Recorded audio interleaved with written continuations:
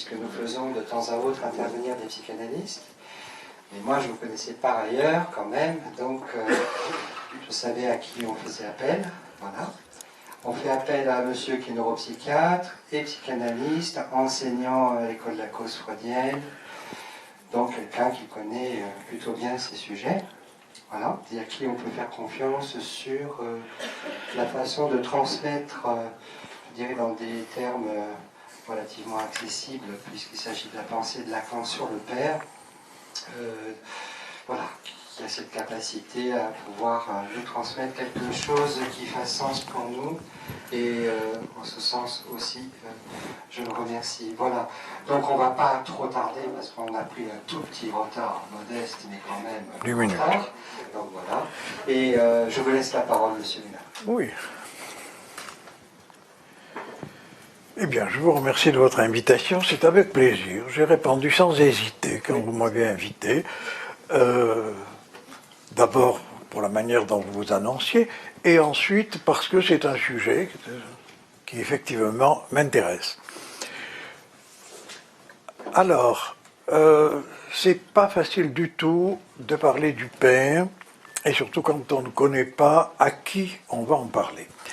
Donc je suis parti de l'idée que si on m'a invité, c'est pour que je donne le point de vue de Lacan, et l'apport de Lacan à la question du père. Je sais qu'il y a parmi vous des gens qui connaissent la théorie lacanienne, mais je suis parti plutôt de l'idée de m'adresser à ceux qui n'en ont aucune idée. Et donc, je vais essayer de définir au fur et à mesure quel sens je donne aux termes que j'utilise, sinon il n'y a aucune compréhension possible de ce que l'on avance par la suite.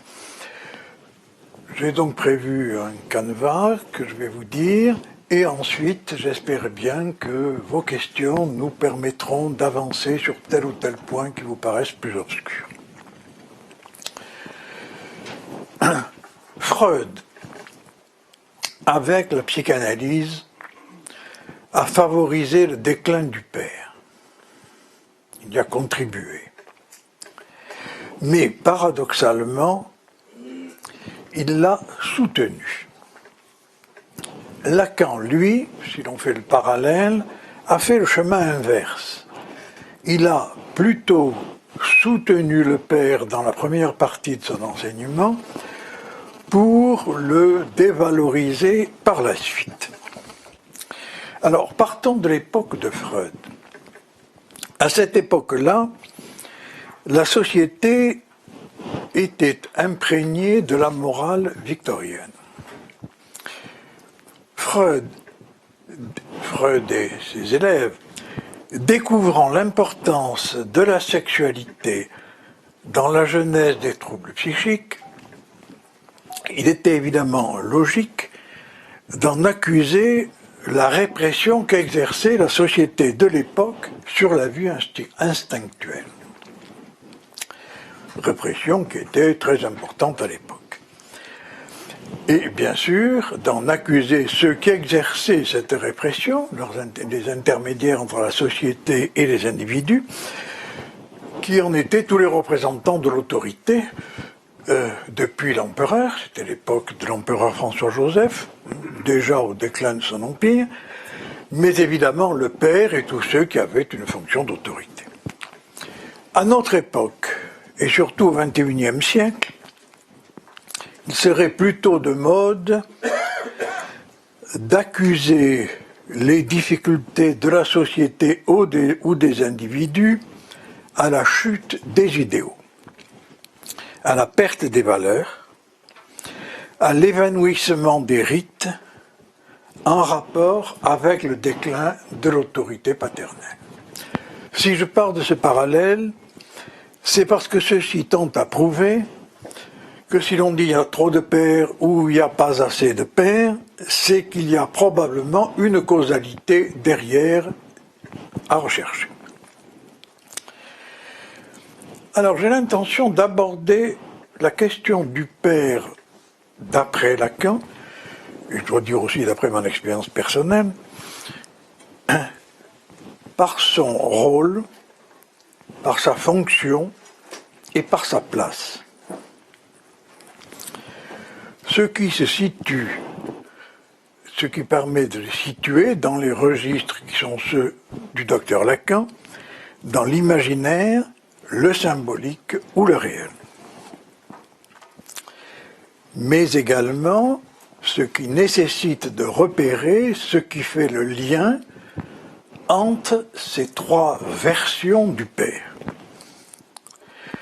Alors encore faut-il nous entendre sur le sens donné à ces catégories. Je rappelle au passage que Lacan les a empruntées à Lévi-Strauss. Et là, je m'en excuse pour ceux qui connaissent déjà tout cela. L'imaginaire, il est produit par l'homme. Il est fait des représentations que nous fournit notre vision. Par exemple, l'image de notre corps dans le miroir. Mais aussi bien la consistance de ce corps, pas uniquement son image. Le corps ne se réduit pas à son reflet. Le symbolique que l'on peut, si l'on veut grossièrement, faire équivaloir au langage, insistons sur le fait qui ne paraît pas évident à tout le monde, et en particulier aux comportementalistes. Insistons sur le fait que le symbolique nous vient de l'extérieur. C'est le langage qui nous précède, qui nous l'apporte. Le symbolique, il est fait d'un système de signifiants. Alors, un certain nombre de personnes, quand je parle de signifiants, me disent, vous ne pouvez pas parler comme tout le monde et parler des mots, c'est plus simple quand même. Eh bien, si nous utilisons le signifiant, ce n'est pas par un certain snobisme. C'est parce que le terme de signifiant va beaucoup plus loin que le mot. Dans un langage, le signifiant peut être un mot, certes, mais peut être une sonorité, peut-être une image, peut-être une partie du corps. Nous utilisons donc ce terme pour désigner quelque chose qui délivre une signification. C'est la fonction du signifiant. Et ce signifiant se différencie du signe en ce qu'il n'est jamais adéquat à la chose qu'il désigne. Le signifiant renvoie toujours à un autre signifiant, chacun ne se définissant que par sa différence avec un autre et avec l'ensemble des signifiants. C'est donc un système qui comporte une structure. Alors que le signe est adéquat à la chose qu'il désigne. Le réel, c'est là où c'est peut-être plus difficile à concevoir. Si vous permettez, je vais...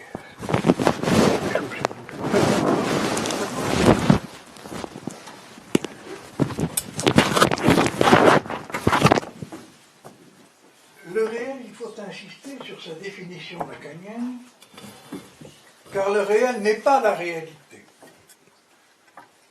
On parle réel, on pense à la réalité. Ce n'est pas la réalité que nous percevons, car celle que nous percevons, elle est déjà tissée au préalable par de l'imaginaire et par du symbolique. Le réel, pour le définir simplement, c'est ce contre quoi on se cogne, ce que l'on rencontre. Mais ce que l'on rencontre avant même de représenter nous le nom. L'affect qui signale la rencontre du réel, c'est l'angoisse. L'angoisse est le seul affect qui ne trompe pas.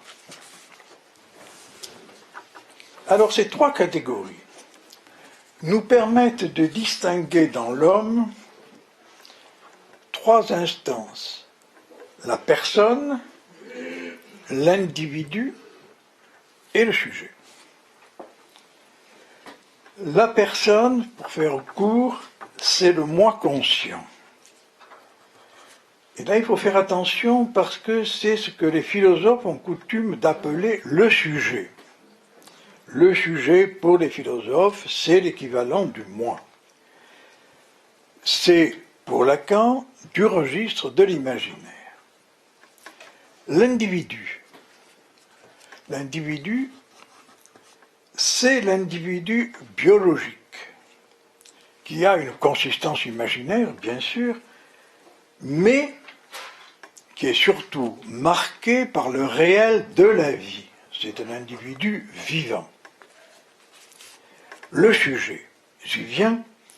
Le sujet, c'est pour nous le sujet de l'inconscient. Quand nous parlons du sujet, quand dans mon exposé je parle du sujet, c'est du sujet de l'inconscient, du sujet du désir qu'il s'agit, et non pas du moi conscient.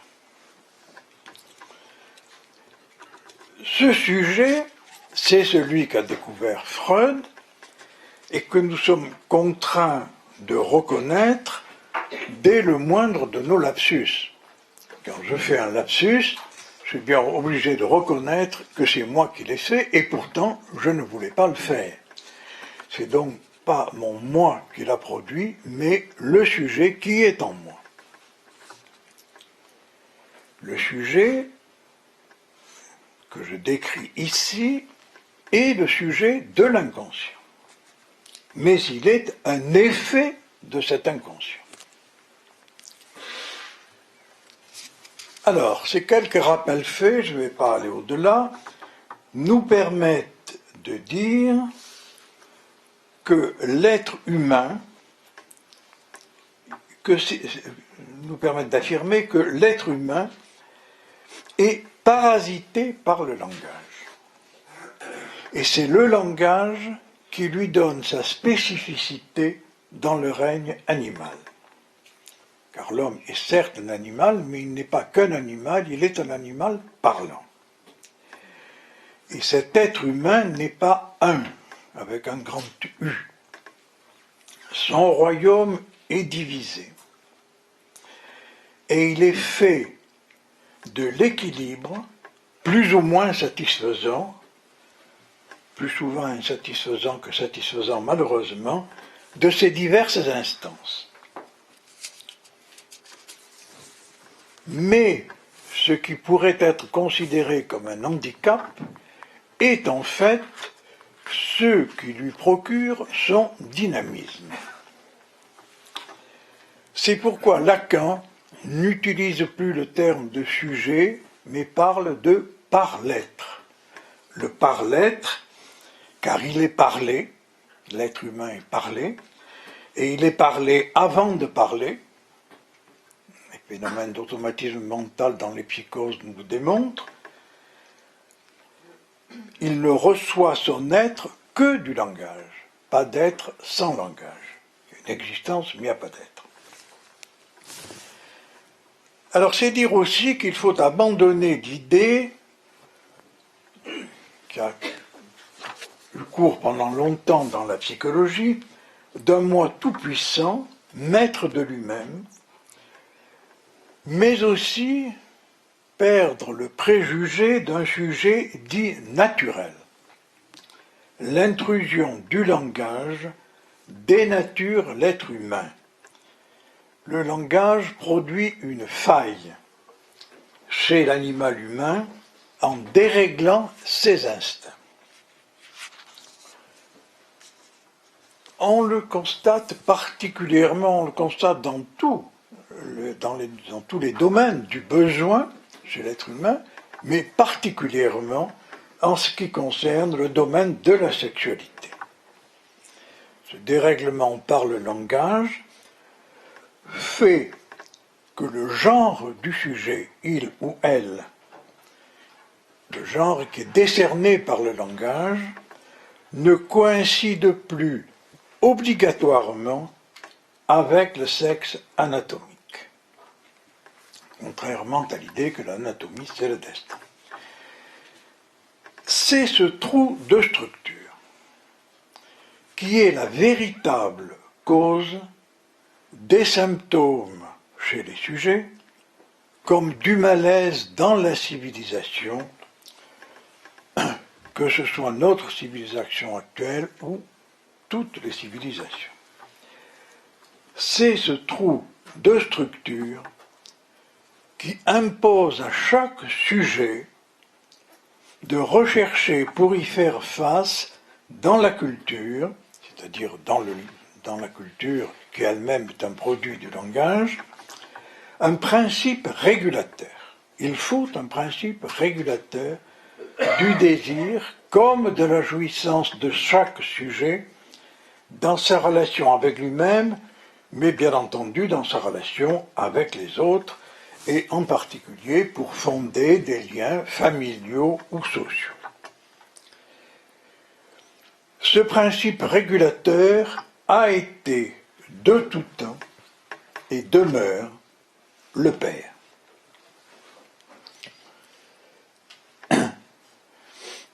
C'est la fonction du père, indépendamment des aspects sous lesquels il a pu apparaître dans les différentes civilisations ou aux différentes époques. Dans notre société contemporaine, que l'on a tendance à qualifier d'hyper-moderne, je dirais contemporaine parce que la modernité, ça se démode très vite. Dans notre société, nous avons effectivement beaucoup de mal à situer où est cette fonction. Et d'autant plus que Lacan nous enseigne qu'elle ne relève pas de l'universel. Là, nous y reviendrons.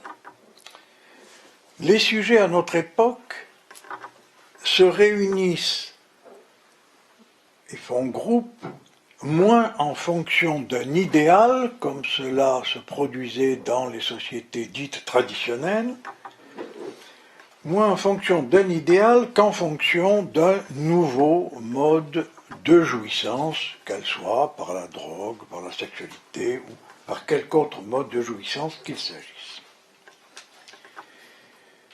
Alors, la question, qu'est-ce qu'un père ? On pourrait dire que rien de tout ce que je viens de dire ne l'éclaire et que cela l'obscurcirait plutôt. En fait, c'est encore plus compliqué que ceci. Je me réfère là à une phrase de Lacan qui mérite d'être méditée et approfondie. Avec le Père, dit-il, nous sommes au-delà de ce qui peut se formuler comme question. Au-delà de ce qui peut se formuler comme question. Donc, ne nous précipitons pas pour répondre à la question. Répondre à la question, d'ailleurs, d'après Edmond Jabès, c'est le malheur de la question. Pour Edmond Jabès, c'est la question de la question de la question. Alors, le père imaginaire. Le père imaginaire, c'est le rôle du père. Où est le père dans notre société ? Je disais qu'on ne pouvait être que désorienté devant les modalités actuelles de la famille.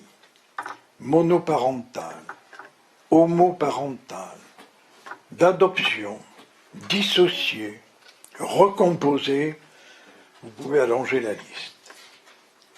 Il en est de même devant la procréation, quand il s'agit de procréation médicalement assistée, ce que l'on appelle GPA, il n'y a pas que le GPS, vous voyez, il y a le GPA aussi, ou de grossesse pour autrui, la GPA, non, c'est pas la GPA, il y a une erreur dans mon texte. Quand il s'agit de procréation médicale assistée, c'est PMA. C'est PMA. GPA, c'est la grossesse pour autrui. En attendant le jour, bien sûr, qui n'est pas impossible, où on verra un clonage de l'être humain. Alors le père, où est-il? Est-ce que c'est celui qui a donné le sperme? Et la mère, est-ce celle qui a porté l'enfant? Ou est-ce celle qui a fourni l'ovule? Il y avait une vieille certitude du côté de la mère, alors que l'incertitude de tout temps a été du côté de la paternité.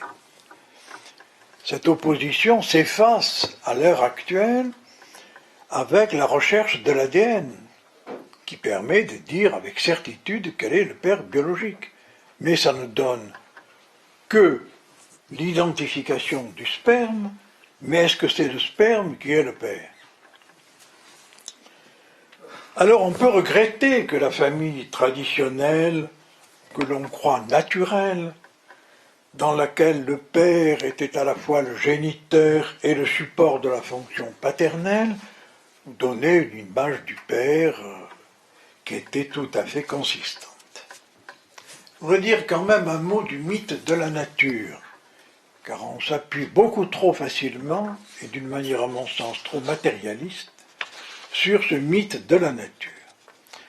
On sait qu'il a été défendu particulièrement par Jean-Jacques Rousseau, et il n'est quand même pas sans intérêt de repérer que Jean-Jacques Rousseau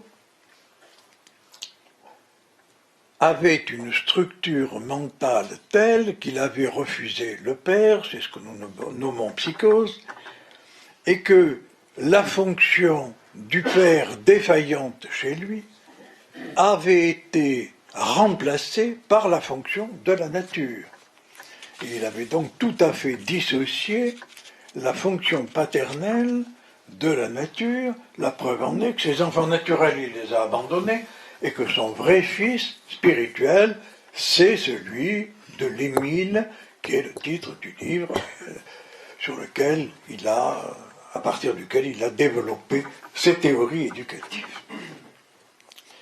Alors même lorsque la famille a cette apparence, il ne faut pas aller quand même très loin pour découvrir que l'harmonie est loin d'y régner toujours. Pour en rester à l'époque traditionnelle, reportons-nous aux romans tels que ceux d'André Gide, de François Mauriac, d'Hervé Bazin. Quels sont tous les auteurs? Il y en a bien d'autres qui ont justement démonté le ressort de cette famille dite naturelle. En psychologie, on parle de père carent, de père absent, ou au contraire trop présent, d'un père inaffectif, ou au contraire d'un père qui est un papa poule. Un est trop dictatorial, l'autre est au contraire trop coulant. Bref, on trouve toujours quelque chose qui ne va pas chez le père. Ce bref parcours suffit à mon sens pour laisser penser que ce père est bien imaginaire, qu'il ne s'agit que d'un leurre. C'est une idéalisation, on voudrait que le père soit comme ceci ou comme cela. Qui n'a rêvé d'ailleurs d'un père idéal qui nous apporterait les solutions pour tout ce qui nous manque, notons au passage que c'est rarement son propre père qui a les qualités que l'on attendrait d'un père. Concluons concernant le père imaginaire qu'il suffit de dire très simplement qu'il ne faut pas confondre le père et la personne. Il ne faut pas confondre l'habit avec l'homme qui est habillé par lui. Il ne faut pas confondre le père biologique ou le sperme avec le père qui a élevé l'enfant, qu'il a aimé et qu'il a désiré. Toujours pour en terminer avec le père imaginaire, je dirais que si nous sortons un petit peu de notre univers clos, puisqu'on a connu une famille de tout temps, c'était comme ça, maintenant ça change.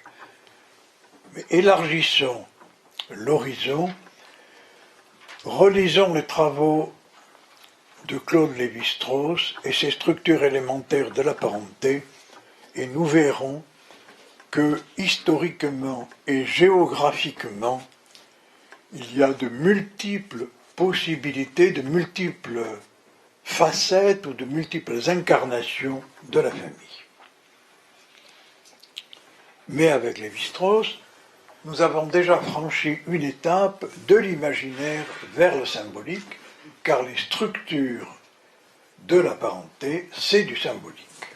Et c'est du symbolique qui met de l'ordre dans l'imaginaire et dans le réel. Alors le père symbolique. Le père symbolique, j'ai annoncé que c'était une fonction. Là, il faut s'attarder un petit peu plus sur le père symbolique. C'est le père de l'Édipe freudien. Lacan a critiqué l'Édipe freudien qu'il a réécrit et qu'il a réordonné en fait en substituant au père très imaginarisé de la petite historiette de l'Édipe un signifiant, c'est pour ça que je vous ai défini ce qu'était un signifiant, le signifiant du nom du père. Et il a donc substitué au mythe la métaphore paternelle, le nom du père et le signifiant qui vient métaphoriser le discours de la mère. On est donc passé du mythe à la structure. Le père n'est plus une personne, bien qu'il faille toujours une personne pour incarner le père. Il n'est plus une personne, il est un signifiant. Le signifiant du nom du père annule le père naturel. C'est, disons, la métaphore du père naturel. Et ce faisant, il en dégage la fonction. C'est pourquoi, pour Lacan, le père symbolique est toujours le père mort.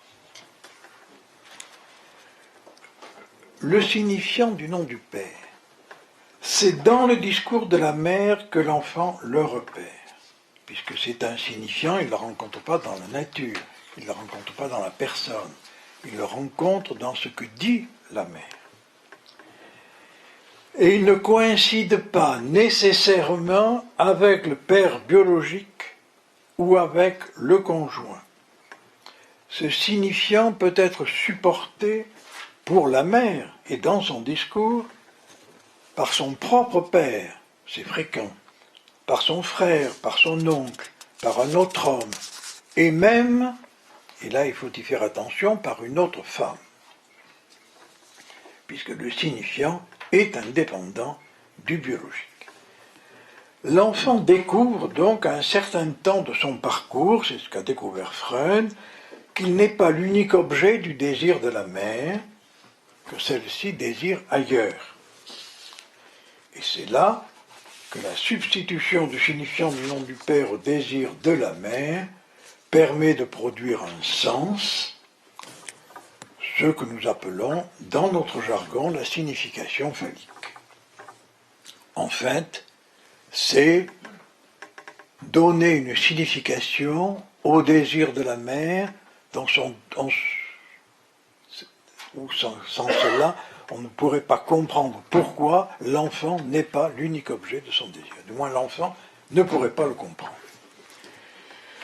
Le père, donc, ce père-là, ce père de l'Édipe, c'est celui qui dit non au désir de la mère. C'est-à-dire, il dit non à l'enfant, tu n'es pas l'unique objet, dit à la mère, tu ne dois pas avoir comme unique objet ton enfant. Il sépare donc l'enfant de la mère, lui procurant un espace de liberté. Car il est en même temps par ce fait-là qu'il interdit le père qui dit oui, car il autorise les autres femmes, celles qui ne sont pas la mère. C'est ainsi que le père se fait le porteur de la loi qui a une phase d'interdit et une phase d'autorisation, et qui ouvre désir, car il n'y a pas de désir sans interdit. Que l'opération rate, que cette opération de la métaphore paternelle rate, cela génère un certain nombre de difficultés qui peuvent s'exprimer par des symptômes que nous appelons névroses. Que cette opération n'ait pas eu lieu, c'est-à-dire que le père ne soit pas intervenu dans cette métaphore, ou que l'enfant l'ait rejeté, cela ouvre à une pathologie que nous qualifions de psychose.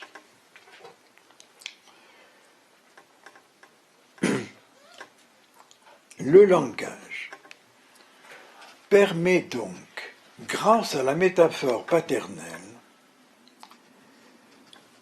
de substituer le désir au besoin. Et c'est en ce sens que se fait le clivage entre l'animal qui ne parle pas et l'animal parlant qu'est l'homme.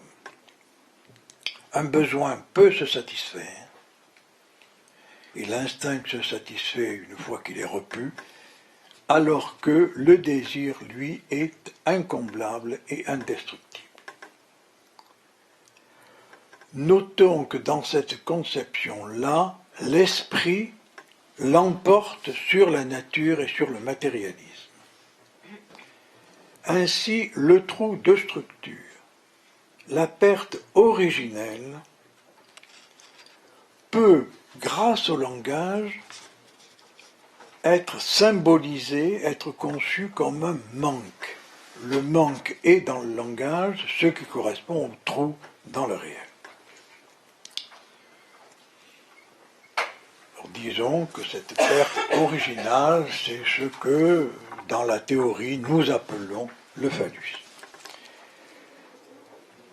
Alors, on a pu dire que l'erreur de Lacan, du premier Lacan, puisqu'il est revenu par la suite, a été de nouer cette signification du désir de la mère pour métaphoriser le manque, de le nouer uniquement au père. Alors qu'en fait, et il le démontrera par la suite, ce nouage est le fait d'une fonction qui dépasse de beaucoup le père de l'Édipe, tout en étant une fonction paternelle, bien sûr, ce qui ouvrira chez Lacan une perspective de pluralisation des noms du père. Il en viendra, dans une généralisation, à substituer au terme freudien de castration, qui est par trop imaginaire, car ça évoque trop l'ablation du sexe, alors que ce n'est pas du tout de ça qu'il s'agit, une formule qui est « il n'y a pas de rapport sexuel ».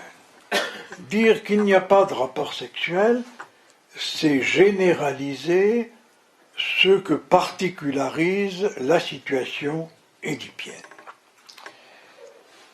Le non-rapport sexuel marque non pas l'absence de relations sexuelles, bien entendu, qu'il y a, mais le ratage de structures entre les sexes. C'est-à-dire qu'il n'y a jamais d'harmonie absolue dans le rapport entre les sexes, même par exception. Notons également que dans les rapports père-enfant, qui est un rapport de désir à désir, les choses ne sont pas simples non plus, et qu'il y faut, nous y reviendrons, une médiation qui est celle de l'amour. Alors que la famille soit naturelle ou pas, Notez ceci parce que c'est quand même extrêmement important pour un sujet qui est parlé et qui vit dans le langage. Il faut que le père adopte son enfant, mais aussi que son enfant adopte le père. Et c'est pas évident. Il y a bien des familles dans lesquelles cela ne se produit pas. Je dois dire que c'est une réflexion que j'ai menée de longue date, à une époque où j'étais expert, et où on me demandait mon avis, positif ou négatif, pour savoir si une famille pouvait adopter ou devait adopter tel ou tel enfant. S'apercevait qu'on ne demandait pas ça au père et à la mère qui étaient dans une famille normale et que ce n'était pas beaucoup plus évident. Il y a bien des familles dans lesquelles l'enfant est venu tout à fait naturellement et a été rejeté par l'un ou l'autre des parents, et au contraire des familles adoptives dans lesquelles l'enfant est venu dans une atmosphère d'amour tout à fait favorable. Soulignons donc que ce père, dont j'évoque ici la fonction, n'est plus du tout un père idéal, car aucun père ne peut s'égaler à sa fonction. Aucun. Dans notre terminologie, nous disons que le père est toujours un père châtré, c'est-à-dire un père qui n'est pas le père absolu. Et c'est précisément grâce à cette défaillance qu'il peut transmettre le désir de vie, indiquer à l'enfant une voie possible pour faire avec. Quand je parle de trou, quand je parle de manque, c'est pas du tout de l'ordre de l'handicap. C'est au contraire un manque créateur, un manque source de dynamisme. C'est par là que la vie se transmet. Alors si Lacan a pu dire que l'Édipe était un rêve de Freud, c'est précisément en raison de sa formulation mythique, mais surtout devant quelque chose que l'on peut contredire, c'est que pour Freud, l'Édipe était universel. Or, il est prouvé historiquement et géographiquement que l'Édipe n'est pas universel. Ce que l'on pourrait d'ailleurs repérer si on l'abordait simplement sur le plan de la logique, car lorsqu'on entre dans la logique du tout, lorsqu'on dit l'Édipe est valable pour tous, en logique, pour qu'il y ait une exception, il faut que l'on cerne ce pour tous, l'ensemble de ce qui est valable pour tous, par un cercle, et ce cercle lui-même nécessite, ou le représentant de l'exception qui fonde le tout. Il n'y a pas de tout sans une exception. Et c'est pourquoi Freud a été contraint par la logique de compléter son mythe de l'Édipe par le mythe de Totem et Tabou, ce père de la horde primitive qui était censé jouir de toutes les femmes et les interdire à ses fils. Lacan, lui, par un abord différent, a justement démontré qu'il n'était pas besoin qu'un être vivant l'incarne, d'un être historiquement existant l'incarne. Il suffit que sa place soit définie logiquement. C'est pourquoi j'ai associé le père réel à la place, alors que j'avais associé l'imaginaire au rôle et le symbolique à la fonction. Il faut que sa place soit définie logiquement. Et ce père réel n'aura pas d'existence au sens de notre réalité. Là, j'utilise la réalité au sens commun. Il aura une existence, pour utiliser une terminologie philosophique, celle de Martin Heidegger, existence, qui est écrit EK trait d'union existence, ce qui démontre, enfin ce qui veut suggérer que ça existe, ce que dit le mot exister, il y a de l'existence, mais on ne sait pas où, et on ne peut pas le définir. C'est-à-dire que le Père réel s'avère ne pouvoir ni s'imaginer, ni se nommer. Alors, si Lacan, structuraliste, c'est l'époque structuraliste de Lacan, lorsqu'il substitue la métaphore paternelle au mythe de l'Édipe, le Lacan structuraliste offrait, avec le nom du Père, un soutien aux croyants en un Dieu conçu comme un verbe incarné. Dans l'école freudienne de Paris, dont je faisais partie à l'époque, il y avait 11 jésuites. Et c'est bien dommage qu'il n'y en ait plus d'ailleurs. Et il faudrait qu'il y ait peut-être moins de jésuites aussi actuellement, je ne sais pas. Et Lacan, le Lacan d'après, ce qu'on qualifie de dernier Lacan, qui est plus proche, sera plus proche en logicien de la théologie négative, puisque il situe là le Père réel comme ne pouvant être ni imaginé, ni nommé, et dont on ne peut ni rien dire, ni faire une image, c'est donc bien par le négatif qu'on le définit. Et en clinicien, il sera plus proche des mystiques, et il s'est d'ailleurs beaucoup intéressé aux mystiques. Il n'exclut toutefois pas totalement le mythe, et d'ailleurs mythos, ce qui est caché, c'est vraiment ce qui vient à la place de ce que l'on ne peut pas, dire. Car en fait, chez Lacan, il y a un certain mythe. C'est celui d'une jouissance primitive du corps animal au fond, qui relèverait du mythe, et qui aurait été, à une certaine époque, percuté par le langage, qui aurait fait perdre cette jouissance native. C'est une conception mythique, et on ne peut pas ne pas se passer de ceci. Au fond, le meurtre du père de Freund est remplacé pour Lacan par le mot comme meurtre de la chose. Je l'ai démontré avec le père. Dès qu'il y a un signifiant du nom du père, le père qu'il désigne disparaît derrière. C'est là où on peut dire qu'il y a un meurtre de la chose par le langage. Alors, je dis que la conception lacanienne suppose une jouissance primitive. Je vais quand même essayer de préciser un peu ce terme de jouissance parce qu'il n'est pas évident.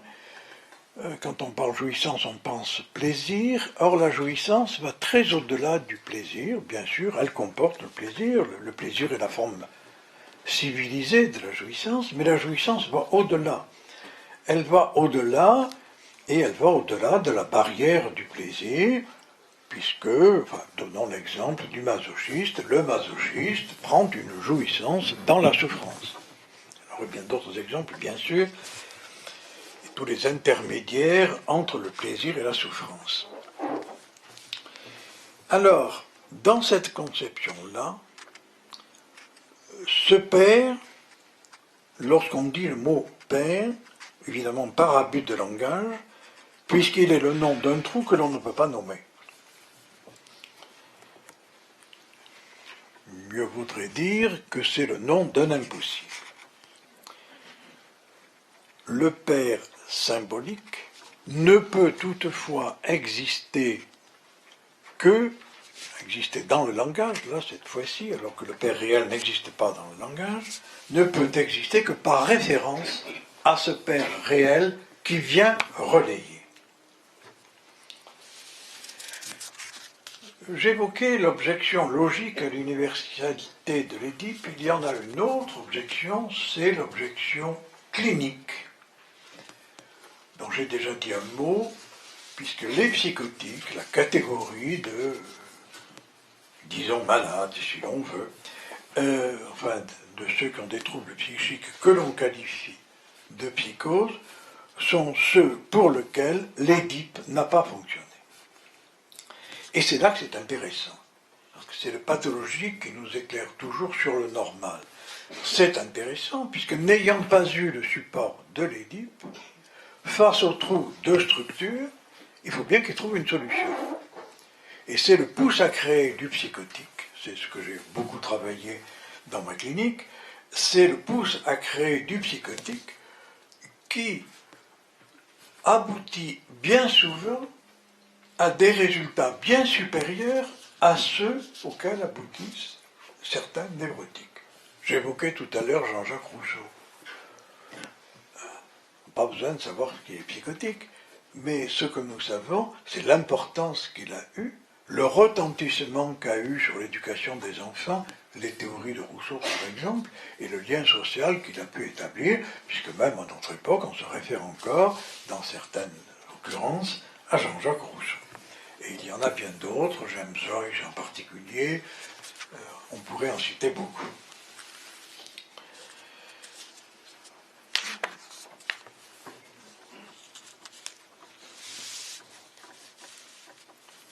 Retenons-en simplement ceci. Les formes dans lesquelles vient s'incarner la fonction paternelle dans l'Édipe ou dans ses suppléances, dans ce qui vient à la place chez les psychotiques, prennent des formes variées, qui peuvent être réelles, imaginaires ou symboliques, mais ce qui est essentiel, c'est que la fonction demeure. Et cette fonction, je l'ai déjà évoqué en disant que le père était le nom d'un trou, cette fonction, c'est une fonction de nomination. Que l'on le nomme par le symbolique, c'est le signifiant du nom du père, qu'on le nomme par l'imaginaire ou par le réel, c'est le père du nom qui l'emporte sur le nom du père. Avec cette clinique-là, qui ne vaut pas pour tous, on entre dans une clinique du singulier, c'est-à-dire du cas par cas. On ne peut plus généraliser, il faut au cas par cas dire, dans ce cas-là, la fonction paternelle a été supportée par ceci ou par cela, par cette personne. Je dis volontairement par ceci ou par cela parce que c'est indéterminé. On ne peut le dire que pour tel ou tel. Et c'est la raison pour laquelle Lacan le fait équivaloir à un symptôme. Il dit le nom du père, c'est un symptôme parmi d'autres symptômes, ou bien les symptômes sont une formation qui vient à la place du père, qui vient comme principe régulateur à la place du père. Alors si j'ai évoqué, évidemment brièvement, heureusement j'espère que j'aurai vos questions pour éventuellement aller un peu plus loin dans tel ou tel sens, ces fonctions du père imaginaire, du père symbolique et du père réel, encore faut-il que ces trois registres aient une certaine cohésion entre eux. Comment se relient l'imaginaire, le symbolique et le réel? Là, il faudrait beaucoup de temps pour vous en dire un mot. Lacan a élaboré une clinique fondée sur le nouage de trois ronds. Il représente les trois registres que je viens d'évoquer par trois ronds de ficelle qui se nouent d'une manière dite borroméenne, à savoir que les trois tiennent ensemble, mais que si l'on défait, sont noués de telle manière que si l'on défait, si l'on coupe l'un quelconque des trois, les deux autres se défont, sont libres. Ce qui démontre que deux à deux, ils ne se nouent pas, et que c'est le troisième, ou le quatrième, ou l'énième, qui vient introduire la propriété borroméenne.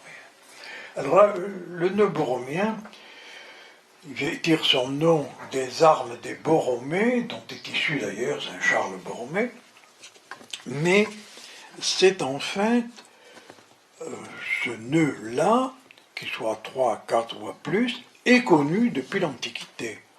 Le nœud borroméen, vous le trouvez sur des mosaïques de la Villa Reale en Sicile qui datent de l'époque romaine. Le nœud borroméen, je l'ai trouvé aussi sur une mosaïque de l'église de la Trinité à Jérusalem.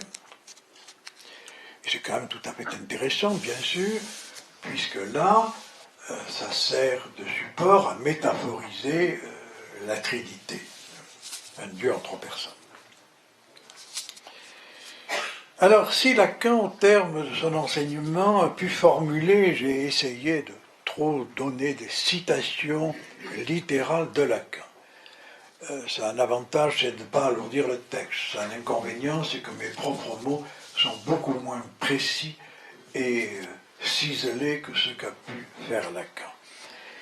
À la fin de son enseignement, il a pu dire « le Père est quelque chose de léger ». Ou bien encore « le Père, on peut s'en passer ». Et il ajoute « à condition de s'en servir ».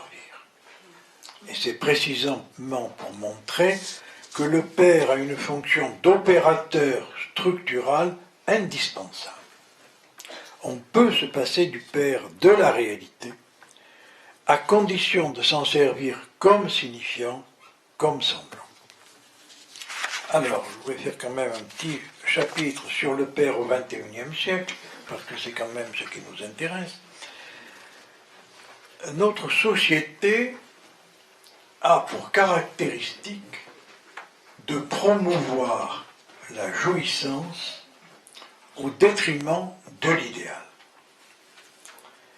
La satisfaction des besoins plutôt que la réalisation des désirs. C'est dire qu'elle forclôt le manque fondamental dans une utopie du tout possible et d'un tout possible pour tous. C'est le fondement de notre société.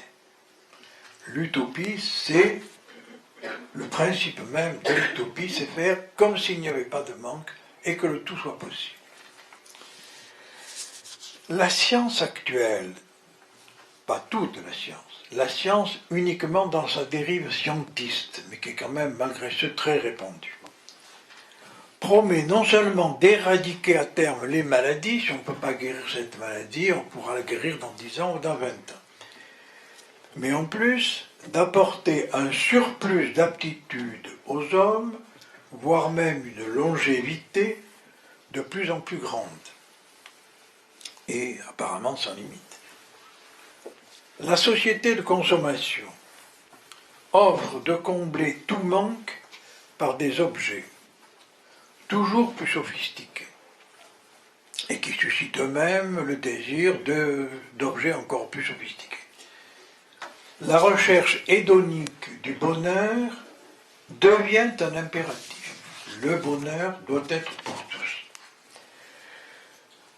Dans un sens, les toxicomanies, dont vous savez combien elles se répandent, et les addictions, au sens très général, qui vont de l'anorexie mentale aux toxicomanies bien sûr, à l'addiction au sexe ou à l'addiction à l'ordinateur et aux communications sur Internet. Tous ces symptômes actuels, contemporains, nouveaux symptômes, non pas dans leur nature mais dans leur extension, éclairent la pente mortifère qui sous-tend cette société.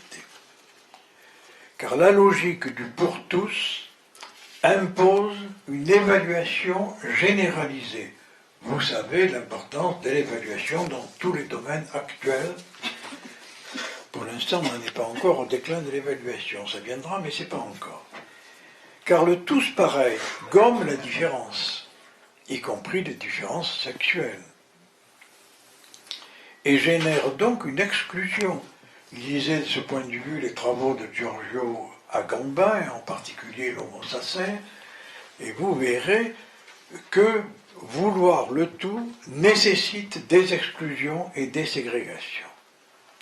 C'est bien d'ailleurs ce que nous montre l'impératif féroce de l'évaluation. Ceux qui ne sont pas dans le lot sont rejetés. Et c'est d'ailleurs ce mode de ségrégation qui a pour conséquence que les sujets se regroupent non plus sur un idéal, mais sur un mode de jouissance. La marchandisation généralisée, y compris des organes du corps, car on peut aller, on y est déjà, commander un enfant sur catalogue en choisissant la couleur de ses yeux, sa taille, la couleur des cheveux, voire même le caractère ou l'intelligence, puisque on a en stock des spermes de prix Nobel. Vous voyez jusqu'où ça va. Il pas du tout d'ailleurs qu'un sperme de prix Nobel donne un génie. Enfin ça, c'est un autre problème. Les nazis d'ailleurs, qui avaient fondé toute une théorie sur l'eugénisme, ont démontré malheureusement expérimentalement qu'au contraire ça produit généralement des divises. Cette marchandisation généralisée rabat encore plus l'objet du désir sur celui du besoin, excluant le sujet et donc sur une pente mortifère. Alors, ceci pourrait paraître une vision pessimiste des choses, ce n'est pas du tout mon point de vue. Freud répondait à ceux qui niaient l'inconscient: cela ne l'empêche pas d'exister. Nous pouvons l'appliquer aujourd'hui au sujet, à ce sujet, à ses désirs inconscients et à l'amour. Au fond, notre société met de côté aussi bien le sujet que ses désirs et que son amour. Eh bien, ça ne les empêche pas d'exister. Et le dernier Lacan privilégie l'amour, qui pourrait être toujours narcissique, c'est-à-dire qu'on aime d'abord soi-même dans l'autre, qui pourrait être toujours narcissique et, malgré tout, une suppléance au non-rapport sexuel. C'est l'amour qui permet de nous éprouver, de nous ressentir comme manquants, et donc de rechercher dans l'autre ce qui nous manque. Et ce que Stendhal appelait la cristallisation de l'amour, c'est-à-dire ce moment qui a quelque chose de magique, où l'aimé, qui est censé avoir ce que nous n'avons pas, devient l'aimant, autrement dit celui que nous croyons avoir quelque chose, devient lui-même manquant et cherche cet objet qui lui manque en nous. C'est cette rencontre des deux manques qui est la cristallisation de l'amour. Et Lacan nous a désigné cette voie comme la seule voie permettant à la jouissance, rappelez-vous le côté mythique que j'ai donné de cette jouissance animale que vient cisailler l'entrée du langage, seul l'amour permet à la jouissance de condescendre au désir. Alors que tel sujet recourt aux possibilités les plus novatrices de la science et de notre société, y compris dans son aspect matérialiste et marchand, pour avoir un enfant. Au départ, que je suis enseignant d'un diplôme universitaire à la faculté de médecine de Montpellier, qui a pour titre Le désir d'enfant. Et on traite toutes ces histoires de grossesse pour autrui, de procréation médicale assistée, et toutes les questions autour de cela.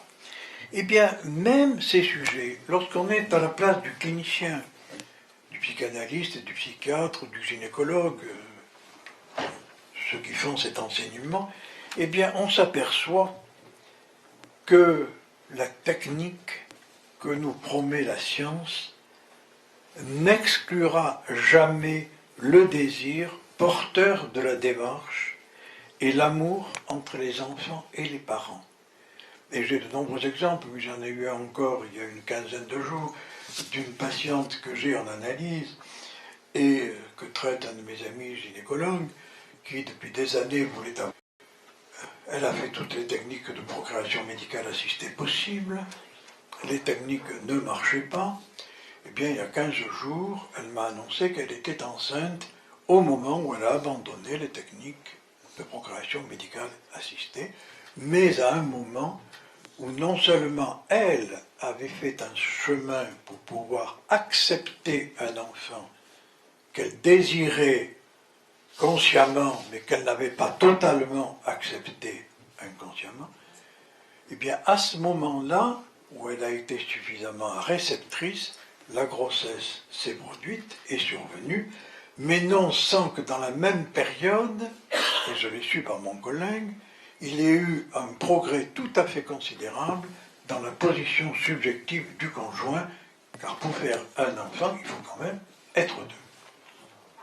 Et c'est là où il y a eu cette rencontre des deux désirs. Eh bien, toutes les techniques, même si on le nie, et de nombreux médecins ne parlent actuellement que par la technique. Quand vous parlez du désir, de l'amour, de tout ça, bon, ça c'est de la philosophie ou c'est intellectuel, ça n'a pas cours. Nous avons les moyens. Oui, sauf que leurs moyens, de temps en temps, ils ne marchent pas, alors que ça se produit par d'autres moyens dont ils récusent l'existence même. Alors, certes, dans notre société, avec tous les défauts que nous venons de stigmatiser, il y a et il y aura encore beaucoup d'aléas, mais au fond, pas forcément pire que ceux que l'on observe dans les sociétés traditionnelles.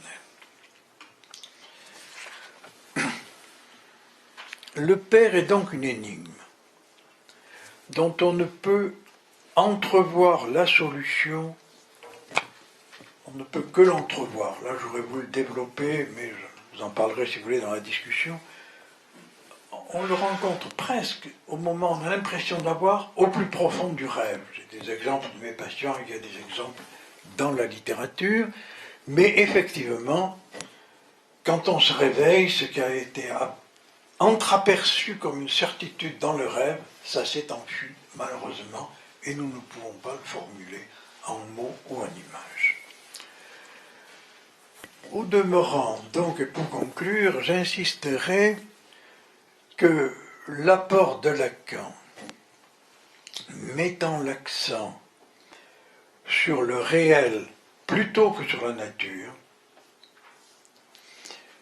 permet de fonder une éthique de la psychanalyse, une éthique qui est au un par un, qui n'est en aucun cas généralisable, mais qui n'en est pas pour autant extrêmement rigoureuse, car il s'agit pour chacun de se mettre en règle avec ses désirs comparés aux valeurs que chacun a choisies et que, de notre place de psychanalyste, nous n'avons pas à juger. Nous avons aidé quelqu'un de se mettre en règle avec ses désirs et avec ses valeurs, celles qui sont les siennes et pas obligatoirement les nôtres. Le vrai danger, c'est de refuser ou de faire comme si le réel n'existait pas, de penser un monde sans réel. Et c'est la tendance actuelle de notre société, penser un monde sans réel, facilement induit par la science d'ailleurs. Cela dit, le réel se rappelle toujours à nous, la preuve en est le tsunami. Malgré tous les progrès de la science, on ne peut pas l'empêcher. Le réel, c'est ce à quoi on se cogne, qu'on l'ait voulu ou non. Le réel, pour Lacan, c'est l'impossible. Et au fond, le père, j'ai écrit, le père est un des noms de cet impossible. C'est un court-circuit. Le père est le mot qui nous vient pour essayer de cerner cet impossible que nous ne pourrons jamais cerner, et que le mot père est inadéquat à décrire véritablement.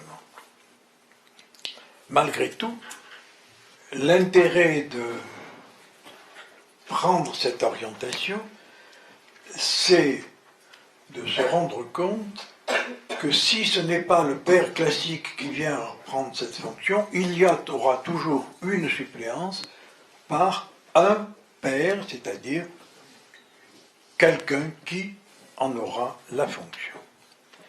Alors, ma conclusion en fait est celle-ci, les modalités du père, je dis bien ces modalités, pas le père en général, les modalités du père dans sa singularité, comme celles de la famille, sont contingentes. Ne vous laissez pas abuser par la multitude de ces formes actuelles. Les modalités du père, comme celles de la famille, sont contingentes. Par contre, sa fonction, elle, est nécessaire. Je vous remercie.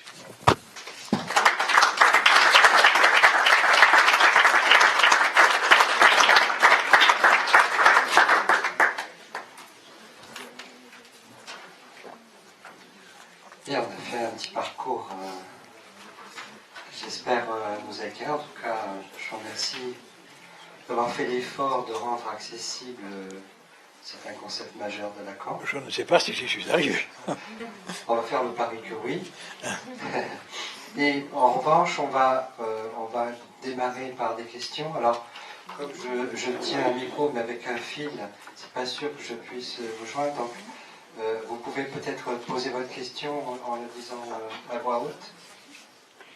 Oui, c'était en fait sur les prémices juste de votre exposé. Est-ce que vous pouvez exprimer simplement en quoi un lapsus n'est pas une erreur cognitive ou un défaut, par exemple, et puis et comment on peut imaginer le langage comme extérieur, ce qui paraît un peu non matérialiste. Oui. Alors, pour le lapsus, c'est quand même très facile.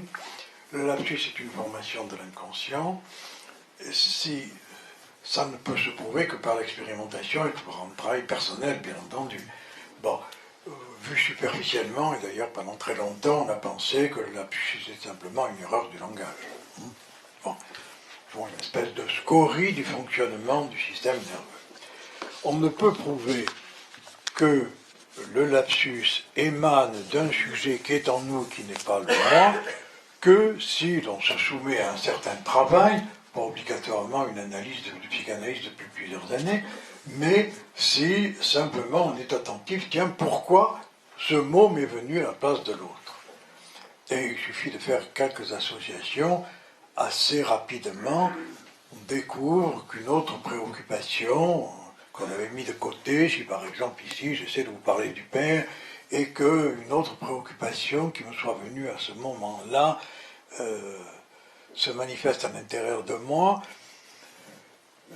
consciemment j'essaie de ne plus y penser pour me concentrer sur ce que je vous dis. Mais si vraiment cette chose-là est très importante, elle va sortir sous forme de lapsus. Je ne crois pas en avoir fait, d'habitude j'en fais toujours, aujourd'hui je n'en ai pas fait justement. Le GPS quand même. Ah, c'est le GPS qui a fait le lapsus, c'est pas moi. Ah si, le GPS pour le GPA, oui. Si, j'en ai fait un quand même. Bien sûr. Mais là, c'était parce que j'étais justement préoccupé récemment par l'inanité de ce GPS qui n'a pas été fichu de m'amener ici. Je me disais tourner à droite et puis tourner à gauche, et puis il me faisait revenir au même moment. Voilà. Alors, ce qui est beaucoup plus important. Alors là, ce qui est vraiment beaucoup plus important, ce qui est fondamental, et je pense qu'au fond, on ne retiendrait que ceci, que toute notre orientation de pensée en serait modifiée, et c'est très difficile de le faire admettre actuellement. J'ai été invité il y a 2 ans à parler d'inconscient avant Freud, dans la chaire de psychiatrie de Montpellier, avec des psychiatres, des professeurs, des techniciens, mais des gens qui sont très compétents dans leur métier, et quand je leur ai dit ça, que le langage venait de l'extérieur, ils m'ont dit, vous avez dû faire un lapsus. Et je leur ai dit, non. Ce que je vous dis là, c'est fondamental. C'est fondamental, et puisque vous êtes des scientifiques, c'est prouvé expérimentalement. C'est prouvé expérimentalement, et depuis la plus haute antiquité. Il y a un pharaon, je n'ai pas retrouvé malheureusement les références, il y a un pharaon qui a fait l'expérience, parce qu'à l'époque, la discussion c'était quelle a été la première langue, quelle a été la langue la plus ancienne. Bien sûr, quand on était égyptien, on disait c'est l'égyptien. Assyrien, on disait c'est l'assyrien. Alors, le pharaon, expérience. On va prendre un nouveau-né, on l'enlèvera à sa mère. N'hésitez pas devant grand-chose à l'époque. Hein. Bon, actuellement, mon Dieu, peut-être pas beaucoup mieux. On va le mettre loin de toute civilisation avec un berger muet. Et à l'âge normalement un enfant parle, c'est-à-dire vers 1 an, on ira entre-temps, on se rendra bien compte si le premier mot qu'il dit est assyrien ou s'il est égyptien. C'est pas idiot. C'était déjà des scientifiques, ces gens-là. Voilà. Vraiment, il faut se méfier quand on fait une expérience. Eh bien, on a suivi l'enfant de très près, puis il ne parlait jamais. Et puis à un certain moment, plutôt plus tard que l'âge où les enfants parlaient, il a enfin parlé. Et qu'est-ce qu'il a dit? Bé, bé. Ce qu'il avait entendu. Ah. Alors, cette expérience a été refaite. Parce que, finalement, c'était dans les livres depuis l'Antiquité, et c'est l'empereur Frédéric II de Hohenstaufen, pas le Frédéric II de Prusse, Frédéric II de Hohenstaufen, qui était le petit-fils de Frédéric Barberousse, et qui avait sa capitale en Sicile, qui en a fait l'expérience. Et ça, on le retrouve, et là j'ai les références, je les ai retrouvées récemment. Il y a les références, il a refait l'expérience, et dans le cadre de l'expérience de Frédéric II, l'enfant n'a pas parlé du tout, il n'a même pas dit un son. Ça, c'est la preuve expérimentale que le langage vient de l'extérieur. Si l'enfant parle, il ne peut parler que parce qu'il est d'abord parlé. Il est parlé avant de naître. Quand on décide d'avoir un enfant, quand on a le désir d'avoir un enfant, on commence déjà à parler de lui. Le sujet, c'est pourquoi le sujet du langage, le sujet qui nous intéresse, le sujet du désir, de l'inconscient, existe avant la naissance. Il existe dans le langage des parents avant même d'être né. Et il ne meurt pas avec la mort physique, puisqu'on continue à parler de lui. On continue à dire tous les hommes sont mortels, Socrate est un homme, donc Socrate est mortel. Oui, sauf qu'on continue à parler de Socrate, et que ça fait quand même quelques siècles. En tant que sujet du désir, en tant que bonhomme, il est mort depuis belle lurette. Mais en tant que sujet, il est toujours présent. Voilà, cette dissociation-là est fondamentale. Alors, on vous dira, oui, mais maintenant il y a l'imagerie médicale. Et l'imagerie médicale, on peut voir au moment où quelqu'un dit quelque chose à l'extérieur, quelle est la zone qui s'allume. On peut même savoir les zones, imager les zones du refoulement. Ça a été fait, ça. Oui, sauf qu'on confond l'ordinateur avec le logiciel.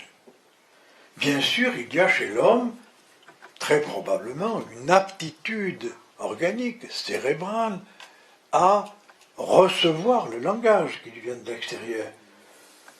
Peut-être que les animaux n'ont pas, encore que certains peuvent l'avoir, nous le savons bien.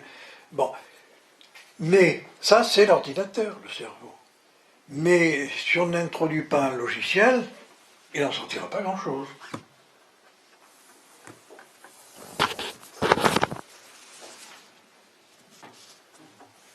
J'ai juste une histoire qui m'est venue en vous écoutant. J'assistais à un cours de théologie il y a très longtemps sur Karl Rahner, un théologien jésuite, et il disait théologie transcendantale, transcendantale, transcendantale. Au moment où il a fait un lapsus, il a dit théologie transcendantale. C'était un jeune théologien. Oui. D'autres questions? Oui. Moi, ce qui m'a particulièrement intéressé dans ce que vous disiez, c'est tout ce qui était sur le registre de la démaîtrise. Évidemment, non seulement, si vous voulez, on n'a jamais affaire à la totalité, mais je dirais, on ne maîtrise, enfin, en vous écoutant, on on ne maîtrise pas la situation Oui. et le manque ou la fragilité ou la faillibilité serait plutôt du côté de la chance pour permettre d'approfondir notre humanité. Et alors, est-ce qu'on peut, alors je crois me souvenir, hein, mais je ne suis pas, que Platon jouait aussi sur le nom du Père, donc le nom du Père, qu'on peut couper autrement par syllabe, le nom du R. Il paraît que c'est juste pas ça, ou c'est quelqu'un d'autre qui l'a inventé après. Non, c'est Moi, Lacan. je connais pas assez, là. Non, c'est Lacan qui a joué justement sur le nom du père, qui est le signifiant, sur le père du nom, qui est la fonction de nomination, c'est-à-dire qui indique la voie vers où se trouve le père, mais qu'on ne peut pas trouver, hein, alors que le nom du père, c'est insignifiant. Et il a joué aussi sur les mots, lorsqu'il a pluralisé le nom du père qu'il écrivait avec une majuscule, un nom et un père, il a joué sur les noms du père au pluriel, en minuscule, mais qui peuvent s'écrire aussi les noms du R. Il l'a dit au pluriel, pas au singulier. Il l'a dit au pluriel. Il l'a dit au pluriel. Il l'a mis au pluriel et pour la simple raison que les gens qui se croient non dupes, qui ne veulent pas se laisser être la dupe, parce que dupe est féminin, ne veulent pas se laisser être la dupe de la structure, eh bien, ceux-là, ils sont totalement désorientés. Parce que la structure, c'est ce qui nous permet de nous orienter.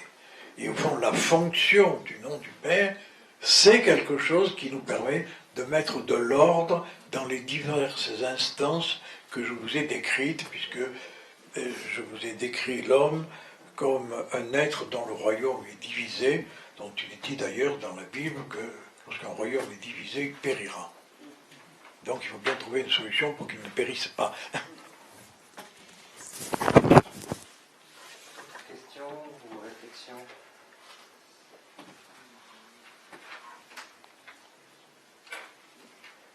Des précisions peut-être que vous souhaitez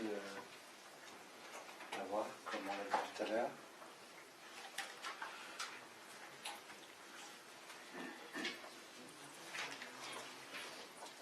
Moi, je m'aperçois que, par exemple, en vous écoutant, même si j'ai un peu lu Lacan aussi... Parlez plus fort pour nous aussi. Oui, d'accord. Je dis que je m'aperçois, même si j'ai lu un peu Lacan aussi, que je ne peux pas m'empêcher, quand on parle du Père, d'avoir une représentation. Oui. Et du coup, au terme de votre leçon, si je peux dire, je me demande si il faut que je remette ça en cause, en moi, en disant il faut que je me sépare de cette représentation, ou si finalement je ne peux pas ne pas en avoir.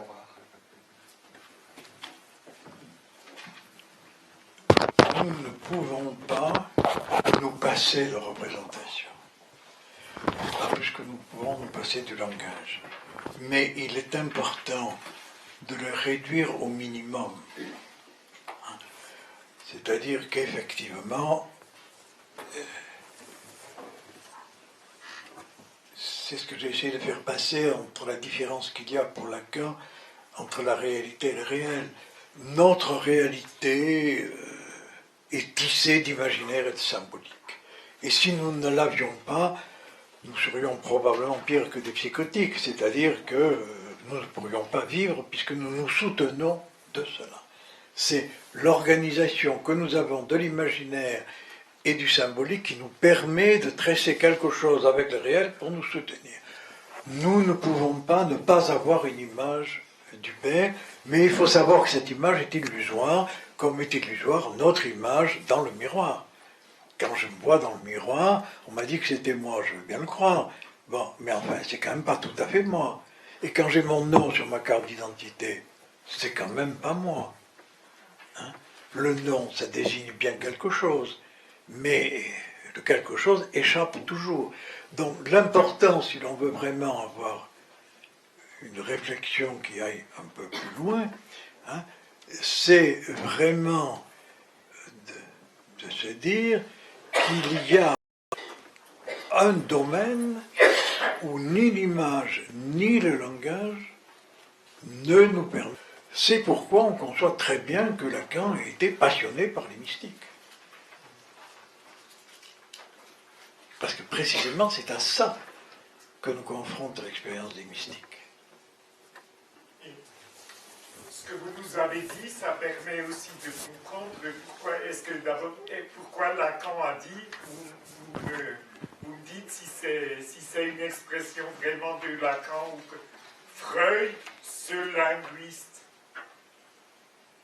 Parce que ça, je trouve ça très... Parce que dans ce que vous avez dit, l'attention à la fois à la dimension langage et à la dimension parole est très forte. Et alors on peut comprendre ça comme c'est ce qu'on peut faire de mieux, d'être attentif à la manière dont on parle, mais c'est aussi être attentif à la manière dont on écoute, ou ce que l'on écoute chez l'autre. Mais oui, mais Lacan a reconnu en Freud un linguiste. Disons que Lacan n'a pas inventé la psychanalyse, c'est Freud qui a inventé la psychanalyse, il ne faut quand même pas se tromper. Hein. Et Lacan n'a jamais eu l'idée qu'il l'avait inventée, ou la prétention. Mais ce qu'il a fait, c'est qu'il a ordonné la découverte freudienne grâce aux connaissances linguistiques.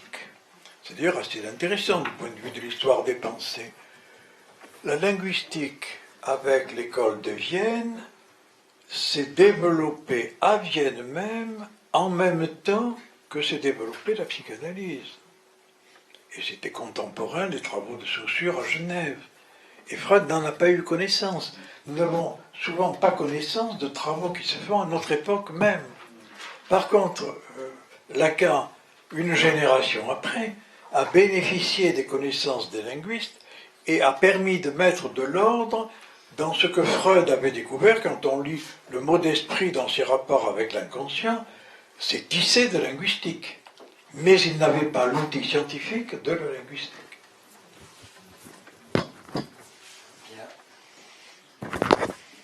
Je pense qu'on va conclure maintenant. Je vous remercie pour votre écoute. Oui. Je voudrais pour finir, en fait, poser une question qui est peut-être une question humoristique, mais je ne sais pas si la psychanalyse accepte l'humour. Certes. J'aimerais poser une question de père de famille du XXIe siècle. J'aimerais... mon fils adore le chocolat. Oui. Et, moi aussi. Et ma femme le cache. J'aimerais savoir si on arrêtait l'interdit, son désir de chocolat cesserait. Alors l'humour a tout à fait sa place en psychanalyse. Lacan dit que c'est un transfuge du surmoi dans le conscient. Hein. C'est une manière de faire passer quelque chose sous une forme agréable. Eh bien, je ne peux répondre au cas par cas, c'est-à-dire, c'est à savoir que si votre enfant vient me parler, je vous en dirai un petit peu plus.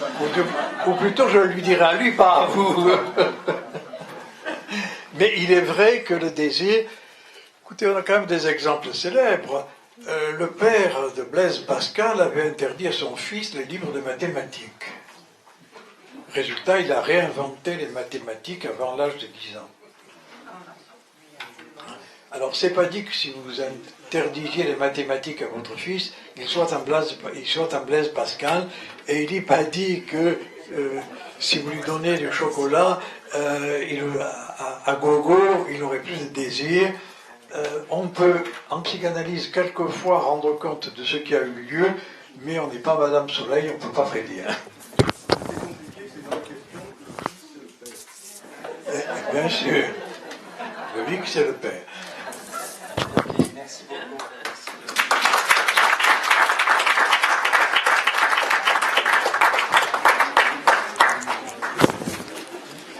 voir la copie de votre texte? Oui, si vous voulez. Alors, il faut quand même que je corrige mon lapsus. Comment? Il faudrait que je corrige le lapsus. Si vous voulez, mais bon. Mais vous avez un mail? Oui, Je dirai à ma femme de vous d'accord. l'envoyer par mail Ok. après avoir corrigé. Ok, merci.